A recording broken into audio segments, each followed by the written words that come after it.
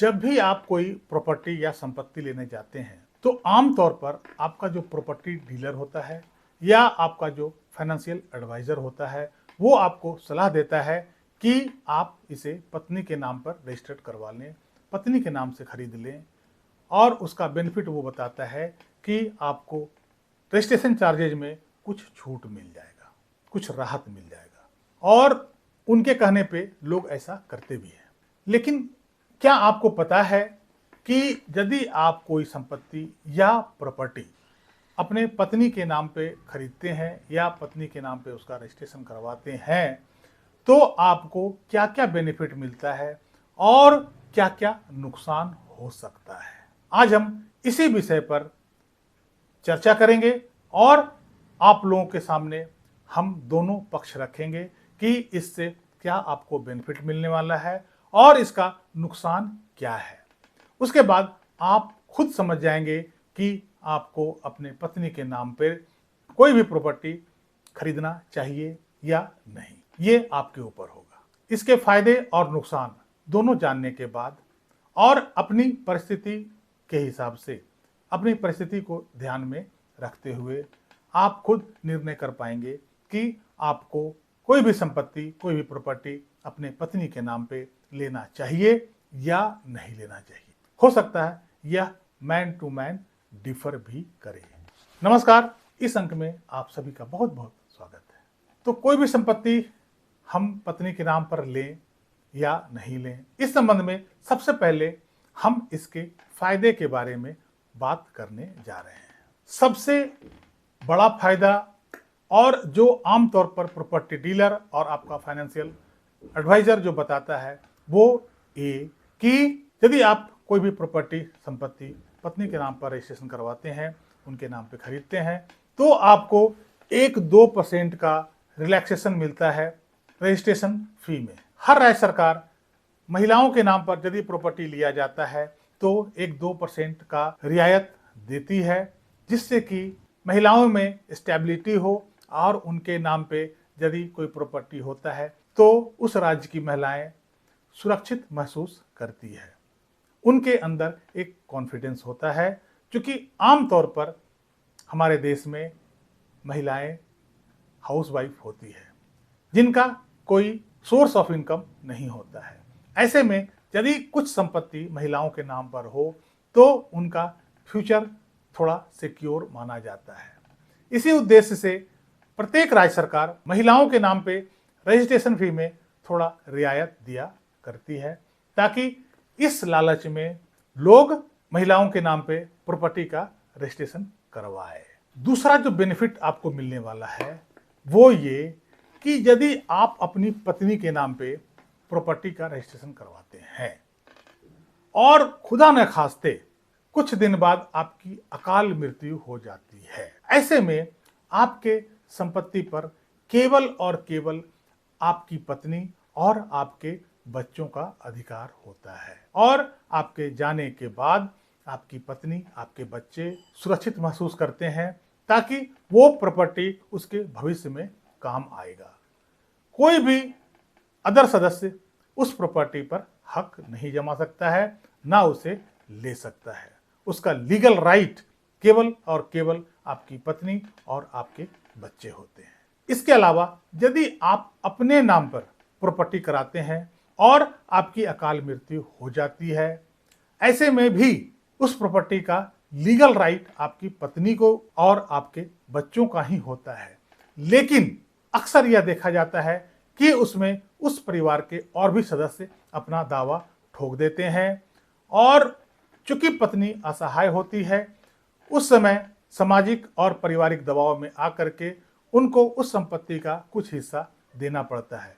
क्योंकि पत्नी financially independent नहीं होती है, ऐसे में वो बहुत लंबी कानूनी लड़ाई भी नहीं लड़ सकती है और उस संपत्ति का कुछ भाग अन्य सदस्यों को भी देना पड़ जाता है। इसलिए यहाँ एक फायदा ये है कि यदि आप अपनी पत्नी के नाम पे संपत्ति लेते हैं, उसमें किसी का कोई अधिकार नहीं बनता है, केवल और केवल आपकी पत्नी और आपके बच्चों का ही अधिकार होता है।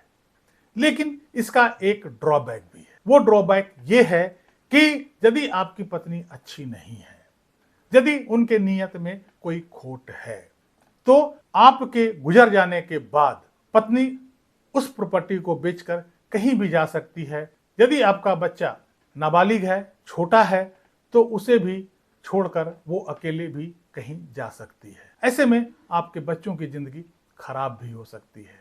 तो ये कुछ फायदे थे। अब इसमें बेसिक नुकसान क्या क्या हो सकता है वो मैं आपको बताने जा रहा हूं। यदि आप कोई भी संपत्ति या प्रॉपर्टी पत्नी के नाम रजिस्टर कराते हैं, खरीदते हैं, और आपकी पत्नी का कहीं अकाल मृत्यु हो जाए, वैसी स्थिति में आपकी गाढ़ी कमाई से, आपके खून पसीने की गाढ़ी कमाई से लिया हुआ प्रॉपर्टी पर आपका कोई हक नहीं होगा। उसमें केवल और केवल हक आपके बच्चों का होगा, और बच्चों पर निर्भर करता है कि वो आपसे कितना स्नेह रखते हैं और आगे वो उस प्रॉपर्टी का क्या करते हैं।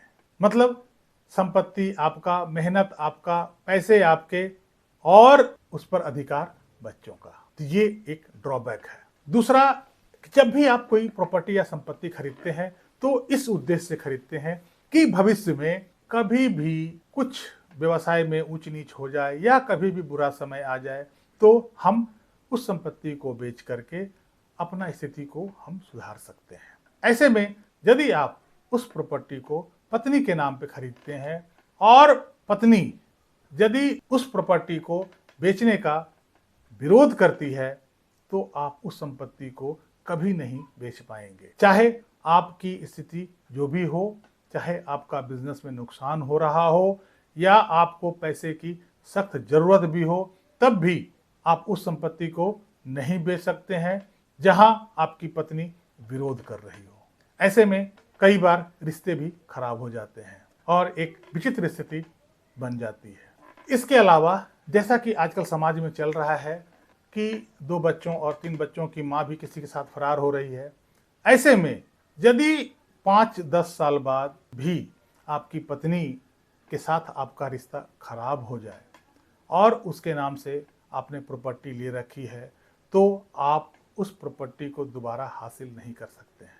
चाहे आप उसे अपने खून पसीने की कमाई से खरीदे हों, लेकिन चूंकि वो प्रॉपर्टी उसके नाम से है, इसलिए आपका अधिकार वहां समाप्त हो जाता है। हालांकि इसमें कई एक हाई कोर्ट्स और सुप्रीम कोर्ट का एक आध जजमेंट है कि आप उसे ये साबित कर सकते हैं कि आपकी पत्नी अर्निंग मेंबर नहीं है, आप ही अर्निंग मेंबर है और अल्टीमेटली इस प्रॉपर्टी को आपने ही खरीदा है, तो कोर्ट इस बात को समझती है। लेकिन यह मामला लड़ते झगड़ते आपकी जिंदगी खराब हो जाएगी और हो सकता है तब तक आपकी पत्नी उस प्रॉपर्टी को थर्ड पर्सन के पास बेच दिया हो।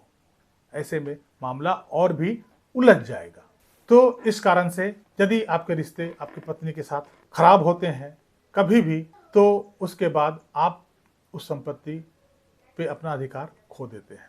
आखिर आदमी करे तो क्या करे? बेहतर यह है कि सबसे पहले यदि आप फर्स्ट या सेकंड प्रॉपर्टी खरीदते हैं तो 1-2 प्रॉपर्टी आप अपने नाम जरूर रखें, जो कि आपके बुरे समय में आपको आपका मदद करे। इसके बाद जो थर्ड और फोर्थ प्रॉपर्टी यदि जीवन में खरीदते हैं वो आप अपनी पत्नी के नाम खरीद सकते हैं।